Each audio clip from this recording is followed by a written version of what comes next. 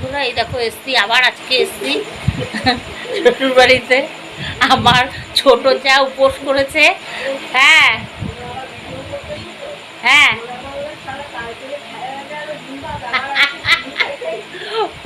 আজকে আমার যা বলছে কালকে ডিম ভাত খেয়ে গেল, আবার আজকে সিন্নি খেতে এসেছে। আমার ছোট যা উপোস করেছে, তাই সিন্নি মাখবে। তাই ও ফোন করেছিল, তাই আসলাম প্রসাদ খেতে। তাই ও এখনও আসেনি, ও পুজো দিতে গেছে মন্দিরে, তাই আসলাম। আর সেজো যা চা করছে, এই হচ্ছে ব্যাপার। কি করব, ঘরে তো সেই বসেই ছিলাম। একবার ভেবেছিলাম আসবো না, বুঝলে তো, তারপরে ভাবি কি না যাই, সেটাই তো।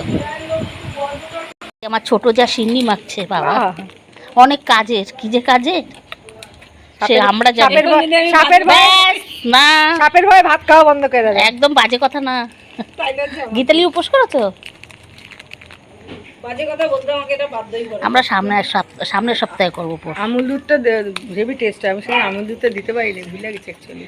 আমুল দুধও দিই বাবা। আমরা হচ্ছে সব প্রসাদ খাওয়ার ক্যান্ডিডেট, এই সব প্রসাদ খাওয়ার ক্যান্ডিডেট দাঁড়ানো। এই দুধটা কি করবি, কোথায় ঢালবি? এইখানে বসে কি না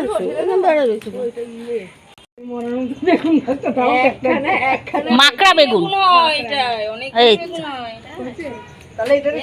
এই একটাই আছে, ঠিকই আছে, একটাই হোক না। এইটা তো মাকড়া বেগুন বলে না, মাকড়া মাকড়া না মাকড়ি কি বলে, সেই মাকড়া কাটা থাকে। এই বেগুনগুলো ভাজা খেতে খুব ভালো লাগে, গোল গোল করে কেটে ভাজা খেতে। সবাই প্রসাদ খাওয়ার জন্য দাঁড়ানো না, এখনো মাখাই গেছে। কি আবার কি তোর এখন কি সমস্যা হয়ে গেছে? ওই গুড়টার বলছ না, দে না ভাই, ওই গুড়টা কামড়ে খাবো। ওই দে এসে দি বাটিটাতে গ্লাসে করে যা, কি মিষ্টি হয়েছে নাকি? প্রসাদ ফেলবো কেন? না তুই আর আমি একটাতে সবাই এখন আমরা প্রসাদ কেন একটাতে হবে কেন? ওকে আলাদা দাও, অল্প না সবাইকে। ও বাবা, দিতে হবে না, নে বাবু এই দাও একটা গ্লাস দাও। কি